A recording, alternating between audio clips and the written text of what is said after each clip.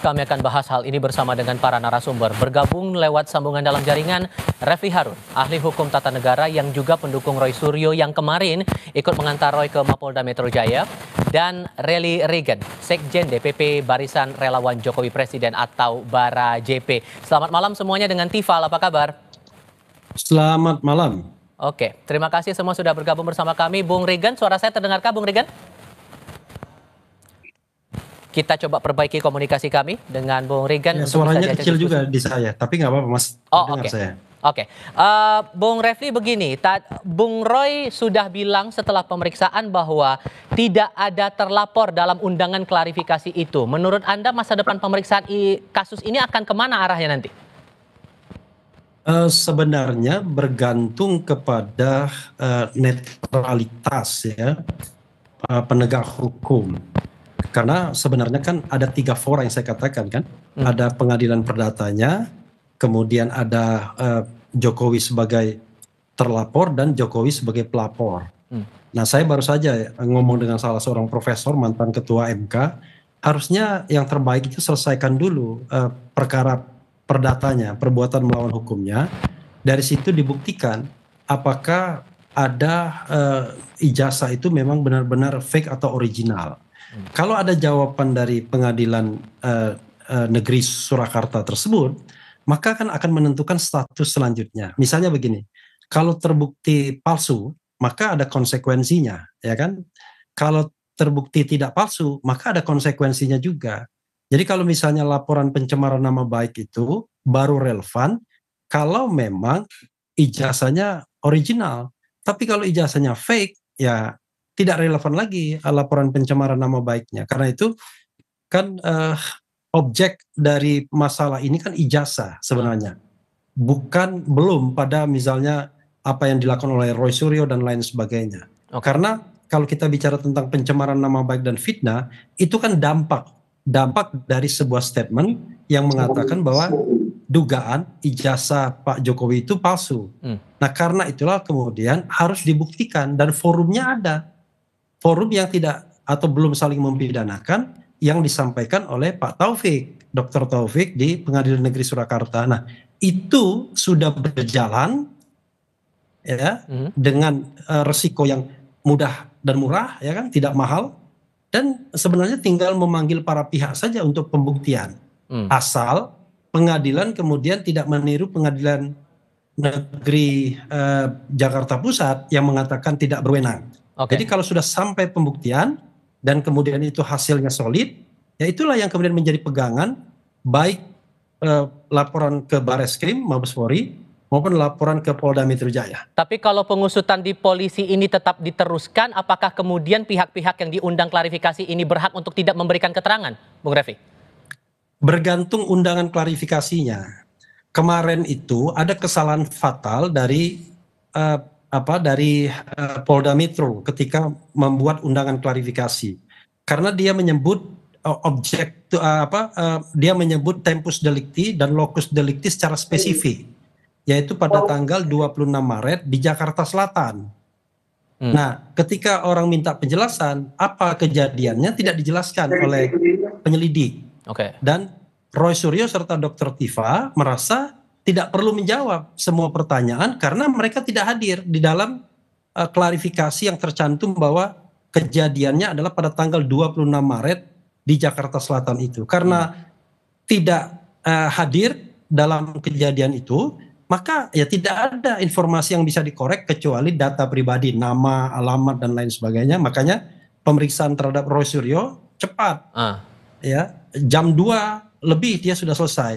Pemeriksaan Dr. Tifa maghrib selesai. Sementara sebelumnya karena mereka melayani jawaban-jawaban pertanyaan-pertanyaan tersebut, prosesnya lama sampai setengah 12. Karena itu kalau misalnya mau memanggil kembali, harus pastikan siapa yang dilaporkan. Aha. Karena ini kan delik aduan. Oke, saya coba minta Masa konfirmasi. misalnya saya mengatakan, Pak, saya dicemarkan nama baik saya, siapa yang mencemarkan? Baik. Bapak cari sendirilah, kan nggak bisa begitu. Oke, saya coba Gitu. konfirmasi ke Bung Regan. Bung Regan, kalau menurut Bung Refli, harusnya proses perdata ini diberesin dulu, baru kemudian proses di polisi dilanjutkan. Terlebih, Bung Roy merasa ada yang ganjil. Kenapa kok pihak terlapornya tidak ada dalam surat undangan klarifikasi?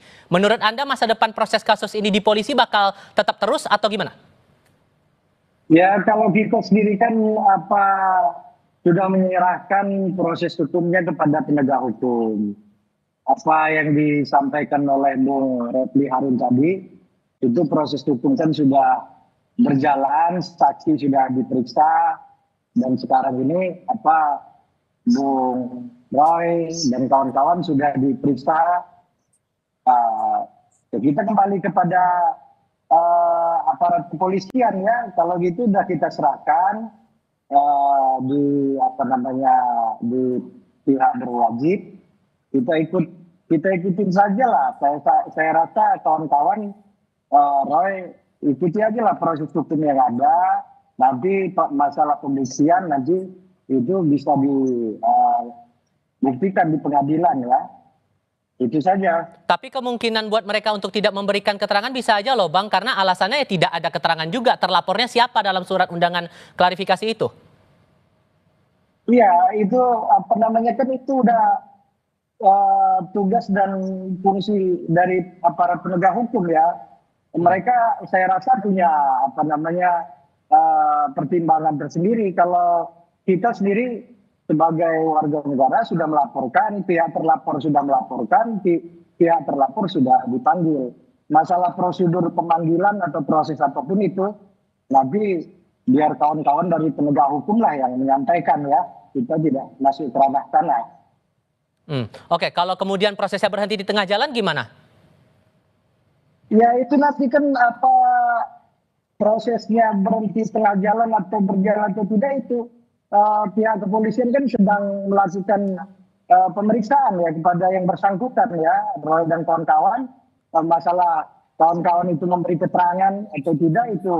Tapi kan ujungnya bisa jadi tidak akan ada pembuktian yang jelas soal pencemaran nama baik itu karena mereka tidak mau memberikan keterangan dengan alasan terlapornya tidak ada dalam surat itu, Bang.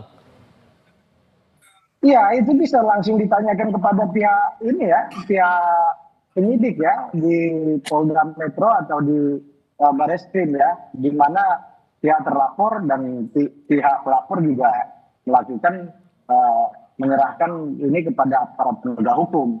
Dan kalau kita sendiri sebagai relawan Pak Jokowi, barangkali ya hanya memantau melihat situasi perkembangan proses hukum ini.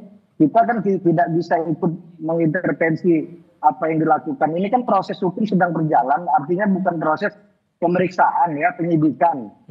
Nah masalah yang bersangkutan memberikan keterangan atau tidak itu saya rasa yang bersangkutan mempunyai pertimbangan tersendiri dan aparat penegak hukum lah yang punya hak menyampaikan hal tersebut. Ini kan kasus perdata kemudian aduan ke polisi kan bertubi-tubi muncul kemudian di publik, Bung Refli. Menurut Anda akan ketemu titik terangnya nggak sih ini? Iya, titik terangnya itu adalah kesediaan kedua belah pihak untuk misalnya menggunakan forum pembuktian. Kan tadi sudah saya katakan masalahnya di ijazah. Kalau misalnya forum pembuktian di pengadilan perdata itu menemukan titik terang, sebuah putusan yang bisa diterima, misalnya begini, proses pembuktiannya itu betul-betul akuntabel, transparan, ya, saintifik. Jadi hasilnya bisa dipertanggungjawabkan dan apapun putusan bisa diterima kedua belah pihak, baik penggugat maupun tergugat. Nah, nanti konsekuensi selanjutnya yaitu terserah apakah kemudian lanjut pidananya. Karena begini, pidananya kan ada dua, ada pidana umum, ada delik aduan. Jadi kalau delik umum, pidana umum, ya itu inisiatif bisa berjalan sendiri, polisi penyidik tanpa perlu pengaduan. Tapi kalau pengaduan ya itu baru berjalan kalau diadukan, seperti delik pencemaran nama baik dan fitnah. Tapi yang ingin saya garis bawahi, yang saya omongkan ini aturan hukumnya. Jadi bukan kemauan saya, bukan pertimbangan saya. Jadi aturan hukumnya itu ada dua. Ada yang namanya Peraturan Mahkamah Agung nomor 1 1956 dan ada yang namanya Undang-Undang tentang Perlindungan Saksi dan Korban pasal 10. Perma itu mengatakan kalau ada kasus perdata dan pidana dalam dalam masalah yang sama, dahulukan perdatanya. Kemudian kalau Undang-Undang Perlindungan Saksi dan Korban, kalau ada kasus pidana, maka kalau misalnya pelapornya dikenakan gugatan pengaduan pencemaran nama baik dan fitnah, dahulukan dulu pidana awalnya, pidana pokoknya. Nah, dan secara pembuktian, sorry saya potong Bung Refli, soal pembuktiannya itu menurut Anda sudah jelas atau belum, atau masih ada yang sumir menurut Anda dari kasus yang diadukan?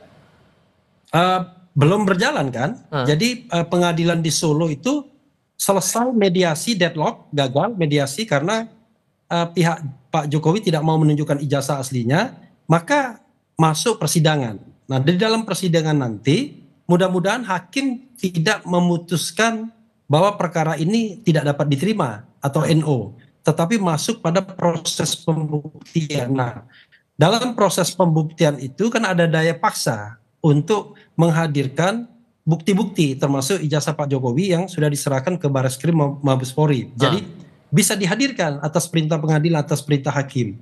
Nah, inilah yang sebenarnya barangkali diharapkan banyak orang. Ada proses pembuktian yang memadai, adequate, dan kemudian hasilnya dianggap bisa diterima dan kemudian dianggap berintegritas, begitu. Oke. Bung Regan gini, ini kan kasus saling lapor, proses pidana, proses perdata lagi jalan begitu. Tapi kalau Anda tangkap nih, kenapa kok sampai sekarang Pak Jokowi masih enggan untuk menunjukkan itu ke publik, ijazah aslinya itu? Sampai kan akhirnya muncul banyak pandangan yang beragam seperti sekarang ini, saling adu lah dan semacamnya. Kenapa kok masih tidak ada keinginan begitu kalau yang Anda tangkap dari Pak Jokowi tidak mau menunjukkan ijazah asli itu? Ya, saya rasa di dalam aturan hukum kita tidak ada ya yang mewajibkan seseorang atau siapapun itu memberikan keterangan ijazah atau apanya untuk diberikan kepada halayak umum. Tapi ijazahnya Pak Jokowi itu kan didengung-dengungkan selalu oleh saudara Roy Suryo dan kawan-kawan di media sosial sehingga membuat kegaduhan. Seakan-akan sampai dengan UGM itu ijazah Pak Jokowi itu palsu. Dan itu beliau sudah sampaikan waktu kawan-kawan dari TPU ke rumahnya Pak Jokowi di Solo, bahwa ijazah itu beliau tidak berkenan perlihatkan kepada mereka, tapi kepada media diperlihatkan. Terakhir kemarin Pak Jokowi menyerahkan berkas ijazahnya dari SMA sampai perguruan tinggi itu ke pihak Bareskrim ya. Dengan dibawa oleh adik ipar dan pengacaranya. Jadi saya rasa Pak Jokowi kan sudah sampaikan bahwa tegas, ya saya sudah berulang kali ya saudara Roy Suryo dan kawan-kawan ini mengajak membuat kegaduhan, dan inilah yang membuat berangkat Pak Jokowi itu melaporkan hal tersebut. Dan pembuktian menurut Anda soal ujaran kebencian itu sudah terpenuhi atau sudah cukup menurut Anda? Ya, itu biarlah nanti ranah penegak hukum ya yang menyampaikan, karena ini kan delik aduan apa yang disampaikan oleh Bung Refli Harun tadi. Kalau ranah dia udah masuk atau belum itu udah ranahnya pihak kepolisian ya dan pihak penegak hukum. Kalau kita kan hanya sebagai warga negara yang baik yang menyampaikan itu kepada pihak penegak hukum. Tapi pasti Anda mencermati dong apa-apa saja keterangan yang disampaikan Roy kepada publik, hal-hal apa saja yang kemudian disampaikan dengan segala bukti yang mereka pegang begitu. Menurut Anda itu sudah cukup membela diri mereka atau sebetulnya masuk dalam, ya sudah jelas ujaran kebencian di sini? Ya jelas salah lah, itu kan berdasarkan unggahan saudara Sandi. Kalau menurut keterangan Bung Roy kan seperti itu. Itulah yang menjadi dasar mereka mendesak berdasarkan penelitiannya si Roy dan kawan-kawan, unggahan saudara Sandi. Dan saya rasa dari situlah mereka membuat pernyataan-pernyataan di media sosial menyampaikan bahwa ijazah itu palsu. Jadi saya rasa ini udah kita serahkan ya proses hukumnya kepada pihak berwajib ya, agar kawan-kawan Roy dan kawan-kawan sampaikan saja keterangannya, ikutin aja proses hukumnya dengan baik. Nanti mengenai apa namanya penyidikan atau penyelidikan yang akan dilakukan oleh pihak berwajib itu adalah proses hukum yang harus dilalui tahap-tahapnya. Begitu saya rasa ya. Bung Refli, sekarang dengan Ya, banyak hal-hal semacam ini, menurut Anda harusnya kemana lagi polisi harus mengusut ini biar clear semuanya? ya ini kan masalah sederhana kan, apalagi ijazahnya sudah di Bareskrim.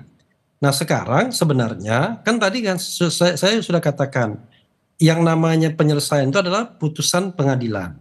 Putusan pengadilan yang terdekat yang bisa diambil itu adalah putusan pengadilan perdata perbuatan melawan hukum PMH yang diajukan oleh Dr. Taufik di Pengadilan Negeri Surakarta atau Solo. Hmm.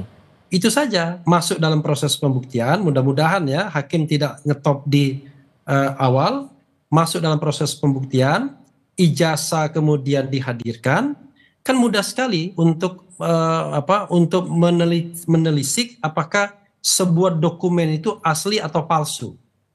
Karena itu kan ada ilmunya. Walaupun kita tidak bisa melihatnya dengan mata telanjang, tetapi dengan teknologi semua itu bisa diverifikasi. Tetapi yang paling penting prosesnya itu berintegritas. Prosesnya itu ada trust, ada kepercayaan. Nah, untuk dipercaya itu harus mendengarkan kedua belah pihak. Misalnya pemeriksaan ahli, ya tentu baik penggugat maupun tergugat sama-sama menyediakan ahli untuk melakukan uji forensik misalnya terhadap barang bukti ijazah yang diperintahkan untuk dihadirkan. Yang menjadi masalah adalah kalau kemudian ijazah itu tidak pernah diperiksa, tidak pernah ditunjukkan even di muka persidangan sekalipun. Nah itu yang jadi masalah, sehingga ketika Bambang Tri dan Gus Nur dihukum 4 tahun penjara, 4 tahun loh, itu bukan hukuman yang ringan, itu dia dikatakan menyebarkan berita bohong mengenai ijazah palsu, tetapi ijazah aslinya tidak pernah diperlihatkan. Padahal kewajiban jaksa penuntut umum untuk membuktikan bahwa apa yang dikatakan Bambang Tri dan kemudian mubahala oleh Gus Nur itu adalah salah karena yang benarnya yang ini. Tapi tapi kendati pun tidak ditunjukkan yang benarnya, tetap saja hakim menghukum Bambang Tri dan kemudian juga Gus Nur. Nah, itu kan karena praktek-praktek kekuasaan yang tidak akuntabel. Sekarang kita berharap karena Pak Jokowi sudah warga negara biasa, kalaupun ada jabatan Dewan Penasihat dan Tentara tidak lagi seperti jabatan Presiden Republik Indonesia. Mudah-mudahan semua penegak hukum dalam criminal justice system itu memiliki langkah-langkah yang bisa dipertanggungjawabkan sehingga apapun yang dihasilkan orang akan percaya. Tetapi kalau dia menunjukkan gelagat misalnya tidak berubah, tidak netral, dan kemudian berpihak, tidak menerapkan prinsip equality before the law misalnya, maka akan ribut terus hal seperti ini, tidak akan pernah selesai. Begitu. Sebagai pendukung dari Pak Jokowi, Bung Regan, Anda berharapnya mana yang lebih dulu bisa diungkap dari kasus gugatan perdatanya kah atau sekalian juga dengan pidananya yang dilaporkan ke polisi? Ya, ini kan udah masuk ke ranah penegak hukum. Saya rasa itu kan telah pihak berwajib ya akan menentukan sikap atas apa yang dilakukan oleh Roy dan kawan-kawan atas yang dilaporkan. Mengenai itu lebih baik itu akan dilakukan perdata atau pidana, itu nanti aparat penegak hukum ya. Kita nggak bisa ya menggiring opini. Sekali lagi kawan-kawan, Bung Refli Harun, jangan kita tidak percaya kepada aparat penegak hukum kita. Trust yang kita bangun bagaimana jangan kita menggiring opini seakan-akan aparat penegak hukum kita hari ini tidak bisa kita percaya. Makanya kita serahkan kepada penegak hukum kita, ya sama-sama kita kawal proses hukumnya. Mana apa menurut kita bagus itu nanti kita sama-sama kawal. Nanti di pengadilan atau pihak Polri nanti akan melimpahkan itu setelah dilakukan penyidikan dari pemeriksaan, penyelidikan, itu nanti ranahnya aparat penegak hukum. Tapi hari ini marilah kita sama-sama bangun trust.